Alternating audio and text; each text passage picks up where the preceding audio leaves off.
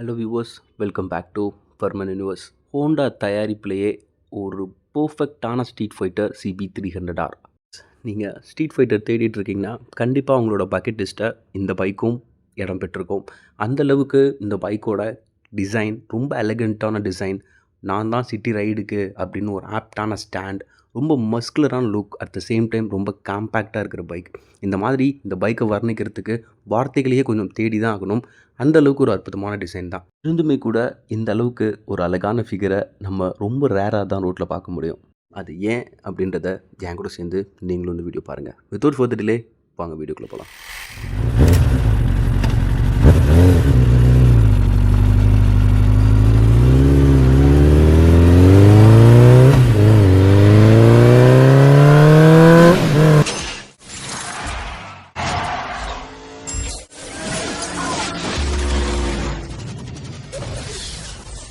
பெண்ணை வர்ணிக்கணும்னா அவளோட கண்கள்லேருந்து ஸ்டார்ட் பண்ணணும். பட் அவரோட கண்ணை நினைக்கும் போதே மனசுக்குள்ள ஒரு பட்டாம்பூச்சி பறக்கும். அதே மாதிரி தான் ஒரு பைக்கை ரைட் பண்ணுறவங்க பட்சத்தில் ஃபர்ஸ்ட் டைம் அது கீ வாங்கும் போது நம்ம மனசுக்குள்ள ஒரு பட்டாம்பூச்சி பறக்கும். அந்த பட்டர்ஃப்ளை மூமெண்ட்டை எகெயின் நான் ஃபீல் பண்ணணும் அப்படின்னு தான் அந்த பைக்கையே வாங்கினேன். பட் அன்ஃபார்ச்சுனேட்லி இந்த பைக்கியோட டிசைனும் அந்த நெகட்டிவ் டிஸ்பிளேவும் அந்த வந்த பட்டாம்பூச்சிகள்லாம் அடித்து வன்முறையில் நானே ஈடுபட்டு அதை துரத்தும் விதமாக இருந்தது. எஸ் கைஸ், ஒரு நார்மலான key design and negative display. இந்த மூமெண்ட் ஹோண்டா கிட்டேருந்து நான் கொஞ்சம் டிசப்பாயிண்டட் தான். பட் என்னோடய எண்ணங்கள் எல்லாமே இன்ஜினை பேஸ் பண்ணியிருந்ததுனால இதை நான் அக்செப்ட் பண்ணிக்கிட்டேன். இன்கேஸ் நீங்கள் இந்த பைக்கை வாங்குறீங்கன்ற பட்சத்தில் இது ஒரு பெரிய குறை தான். ஏன்னா ஆல்மோஸ்ட் 3 lakhs இதோட ப்ரைஸிங் பாயிண்ட் இருக்குது. ஸோ இந்த இடத்துல TFT ஹோண்டா கண்டிப்பாக கொடுத்துருந்துருக்கணும். கொடுக்காதது நான் ஒரு குறையாக தான் பார்க்குறேன் எகைன். அண்ட் பைக்கோட லெஃப்ட் சைட் ஹேண்டில் பார்க்கு வந்தீங்க அப்படின்னா horn, indicator and dim and pass பட்டனுக்கான ஸ்விட்சஸ் இருக்கும். ஸ்விட்ச் குவாலிட்டி பொறுத்த வரைக்கும் ஓகே தான், நான் அதில் எந்த குறையும் சொல்லிட முடியாது. அதே மாதிரி ஸ்விட்சஸ் எல்லாமே ஆக்சஸ் பண்ணுற விதமாக தான் இருக்கும். அண்ட் பைக்கோட ரைட் சைட் ஹேண்டில் பார்க்கு வந்தீங்கன்னா இக்னிஷன் ஸ்விட்ச் அண்ட் ஹசார்ட் ஸ்விட்ச். எஸ், அதோட பிளேஸ்மெண்ட்டும் அதோட ஸ்விட்ச் குவாலிட்டியுமே நல்லா தான் இருக்குது. அண்ட் ஓவராலாக பைக்கோட ஹேண்டில் பார் பற்றி என்னோட ஒப்பீனியன், சிட்டி யூசேஜுக்கு சும்மா நீங்கள் ஜாலி பண்ணலாம். ஹேண்ட்லிங் பக்காவாக இருக்கும், அதில் எந்த டவுட்டுமே கிடையாது. பட் ஹேண்ட்லிங் தான் நல்லா இருக்கே, நான் லாங் ரைட் எடுத்துகிட்டு போனோம் அப்படின்னு நினச்சிங்கன்னா நீங்கள் 3 லட்ச ரூபாய்க்கு இந்த முதுகோலியும் சேர்த்தே தான் எடுத்துகிட்டு போனோம். இந்த ஹேண்டில் பார் ஒரு ஸ்பிளிட்டடான ஹேண்டில் பார் கிடையாது, சிங்கிள் ஹேண்டில் பார் தான். பொசிஷனும் அப்ரைட்டில் தான் இருக்குது. இருந்துமே கூட நம்ம லாங் ரைட் போகும்போது ஒரு 300 கிலோமீட்டர் நீங்கள் அட் ஸ்டேஜில் ஓட்டணும் அப்படின்னு நினைக்கிறீங்கன்னா நினைக்கலாம், உங்களோட நினைப்பு நியாயமானது தான். பட் நீங்கள் லாங் ரைட் போகும்போது சிங்கிள் பர்சனாக இருந்தீங்கன்னா அந்த முதுகோலியை கூட அட்ஜஸ்ட் பண்ணிக்கலாம். பட் லக்கேஜ் கேரி பண்ணுறதுக்குலாம் எந்த இடமும் இருக்காது. இந்த பைக்கோட ப்ளஸுமே இந்த காம்பேக்ட் டிசைன் தான். இந்த பைக்கோட மேஜர் நெகட்டிவ்மே இந்த சேம் காம்பேக்ட் டிசைன் தான். அண்ட் லைட் செட்டை பொறுத்த வரைக்கும் எல்லாமே LED தான் ஹோண்டா ப்ரொவைட் பண்ணுறாங்க. அது கேட்கும் போது நம்ம காதுகளுக்கு கொஞ்சம் குளிர்ச்சியாக இருக்கும். பட் இங்கே பிரச்சனை என்னென்னா ஃப்ரண்ட்டில் இருக்கிற ஹெட்லைட். எஸ், இதோட விசிபிலிட்டி ரொம்பவே கம்மியாக இருக்குன்னு தான் மோஸ்ட் ஆஃப் த யூசர்ஸ் சொல்லி நான் கேள்விப்பட்டிருக்கேன். இன்கேஸ் நீங்கள் இந்த பைக்கை வாங்குறீங்கிற பட்சத்தில் ஆக்சிலரி லைட்டுக்கும் கொஞ்சம் அமௌண்ட் வேணும் அப்படிங்கிறதையும் மைண்டில் வச்சுக்கோங்க. And one more thing guys, இண்டிகேட்டர்ஸில் ஒரு விஷயம் ஹோண்டா எடுத்துகிட்டு வந்திருக்காங்க. மோஸ்ட் ஆஃப் த சூப்பர் பைக்ஸில் நம்ம பார்த்தது தான். என்ன அப்படின்னா பைக்கை நம்ம எப்போ ஸ்டார்ட் பண்ணுறோமோ அப்போ இண்டிகேட்டரும் சேர்ந்து ஆன் ஆகிடும். ஆல்வேஸ் ஆன் டிஸ்பிளே கேள்விப்பட்டிருப்பீங்க.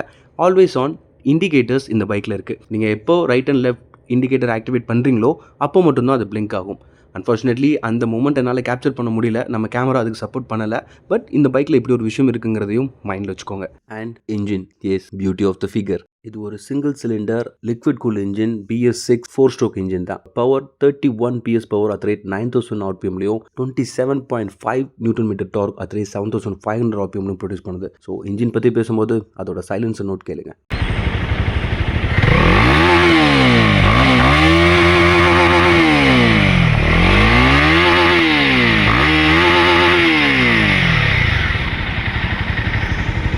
சைலன்சர் நோட் ஹெட்செட் வியர் பண்ணி தான் கேட்டுப்பீங்கன்னு நினைக்கிறேன். அப்படி இல்லைனா ரிவைண்ட் பண்ணி எகெயின் ஹெட்செட் போட்டு கேளுங்க, அப்போ தான் உங்களால் எக்ஸ்பீரியன்ஸ் பண்ண முடியும். And coming to the tanks, yes, tank பார்க்க ரொம்ப மஸ்குலராக இருக்கும். தூரத்துலேருந்து பார்த்தீங்கன்னா ரொம்ப கேட்சியாகவே இருக்கும் டிசைன். பட் இந்த டேங்க்கில் ஒரு குறை இருக்குது. என்னன்னா, நான் லாங் ரைடுக்கு ஏற்றுக்கு போக முடியாதுன்னு சொன்னேன் இல்லையா, அதே மாதிரி டேங்குமே அது கேப்பபிளாக தான் கொடுத்துருப்பாங்க, எடுத்துகிட்டு போகாத மாதிரி. ஏன்னா 10 liters தான் இதோட ஃபியூல் கெப்பாசிட்டி. இருக்கும்போது சடனாக நமக்கு நடாது, ஒரு கம்ப்யூட்டர் பேங்க்கில் கொடுக்குற மாதிரி வெறும் 10 லிட்டர் கொடுத்து வச்சுருக்கீங்க அப்படின்ற மாதிரி தான் தோணும். பட் டேங்க் ரொம்ப பெருசாக டிசைன் இருக்கிற மாதிரி இருந்தாலும் கேப்பபிள் அவ்வளோதான். சீட்ஸுமே வந்து போத் ரைடர் அண்ட் பில்லியனுக்கு ஆப்டாக இருக்க மாதிரியான ஒரு சீட்ஸ்லாம் கிடையாது. உங்களுக்கு புரிகிற மாதிரி சொல்லணும்னா, ஃபார் எக்ஸாம்பிள் நீங்கள் ஆஃபீஸ் போகிறீங்க, உங்களோட லேப்டாப் பேக் இருக்குது அண்ட் கூட இன்னொரு பில்லியன் உட்காந்துருக்காரு அப்படின்னா அது ரொம்பவே கஷ்டமாக இருக்கும் அவருக்கு. ஏன்னா சீட் லென்த் ரொம்பவே கம்மிங்க. அண்ட் குஷனிங் பொறுத்த வரைக்கும் அதெல்லாம் ஓரளவுக்கு சாஃப்டாக நல்லா தான் இருந்துச்சு. பட் சீட் ஒஸ்ட்டுங்க பில்லியனுக்கு.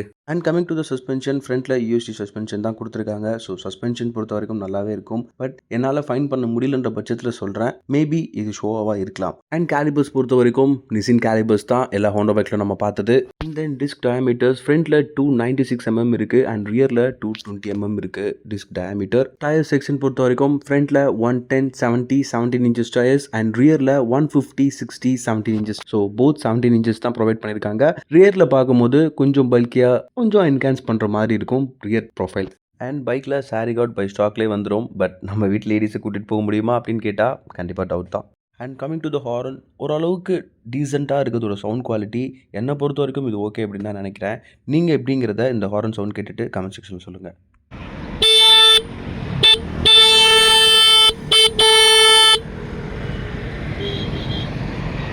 அண்ட் பைக்கோட ஃபுட் பேக்ஸ் பொறுத்த மாட்டிலும் ரைடருக்கு ரப்பரைஸ்டு ஃபுட் பேக்ஸ், பில்லியனுக்கு ஒரு மாதிரி அலுமினியமான ஃபுட் பேக்ஸ் அண்ட் பார்க்க குவாலிட்டி நல்லா தான் இருக்குது. அண்ட் மறந்த ஒரு சில விஷயங்களில் ஒன்று rear suspension. S guys, rear suspension பொறுத்த மட்டும் 7 step preloaded adjustable monoshock suspension தான். ரெட் கலரில் பெயிண்ட் பண்ணியிருக்காங்க. அது பார்க்கவே இன்னும் கொஞ்சம் என்ஹான்ஸ் பண்ணுது பைக்கோட அழகை. அண்ட் ஓவராலாக சேடில் ஹைட் பார்த்தீங்கன்னா 801 mm இருக்குது. அண்ட் இதோட கிரவுண்ட் கிளியரன்ஸ் 157 mm இருக்குது. இந்த 157 mm நான் பைக்கில் போகும்போது, அதுவும் பில்லியன் கூட போகும்போது பெருசாக தட்டலை.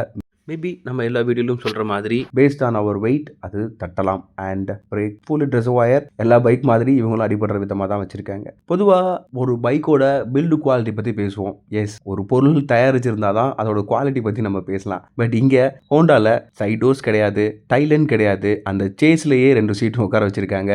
அந்த டிசைன் தான் நம்ம பைக்கை நான் முன்னாடியே சொன்ன மாதிரி ரொம்ப மஸ்குலராக காட்டுது. பட் எவ்வளோ பேத்துக்கு இந்த டிசைன் பிடிக்கும் அப்படிங்கிறதுலாம் எனக்கு தெரில. சரி, பைக்கும் ரெடி ஆயிடுச்சு, நானும் ரெடி ஆகிட்டேன். டெஸ்ட் ட்ரைவில் இன்னும் சில விஷயங்களை நான் உங்கள்கிட்ட ஷேர் பண்ணுறேன். Stay tune guys.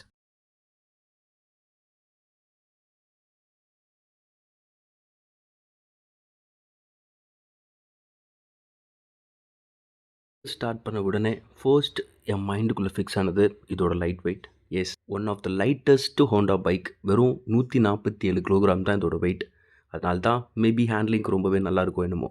அண்ட் இந்த பைக்கோட engine performance, S guys, first 2 கியர்லேயே இந்த இன்ஜின் பற்றி என்னோட இருந்த எண்ணங்கள் எல்லாமே பரவச நிலை அடைஞ்சிருச்சுன்னு தான் சொல்லணும். 100% ஃபுல்ஃபில் ஆகிடுச்சு. எலக்ட்ரானிக்ஸ் எதுவுமே கிடையாது, ஃபுல்லாக ரா பவர் மட்டும்தான். அந்த ரா பவரே நீங்கள் ரொம்ப ராவாக எக்ஸ்பீரியன்ஸ் பண்ணுவீங்க. யூஸ்வலாக நம்ம சேனலில் நான் ஃபாஸ்ட்டாக போகிற வீடியோஸ் எதுவும் அப்லோட் பண்ண மாட்டேன். ஏன்னா யங்ஸ்டர்ஸ் நம்மளை ஒரு முன்முதாரணமாக எடுத்துக்கிட்டு சிட்டியில் ஃபாஸ்ட்டாக போகக்கூடாதுன்னு. இனிமேல் ஏன் அப்லோட் பண்ணுறேன் அப்படின்னா, நான் எபோவ் 100 போகல, அதனால் ஜஸ்ட் எக்ஸ்பீரியன்ஸ் பண்ணுங்கள்.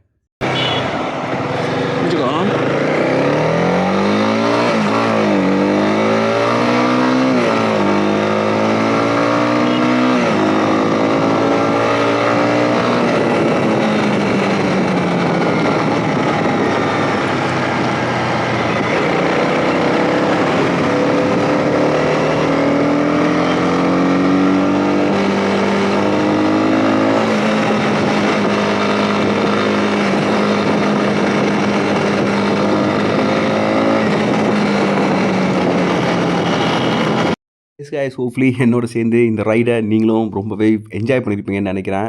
டு பி ஃப்ராங்க், சிங்கிள் வேர்டில் நான் அந்த பைக் பற்றி சொல்லணுன்னா ஒரு சிங்கிள் சிலிண்டர் ஃபயர் பிளேடு தான். ஒரு naked serious fire blade. Yes, performance சும்மா பிச்சுக்குது, செம்மையாக இருக்குது. எனக்கு பர்சனலாக இந்த பைக் ரைட் பண்ணும்போது ரொம்பவே ஃபன்னாக தான் இருந்துச்சு.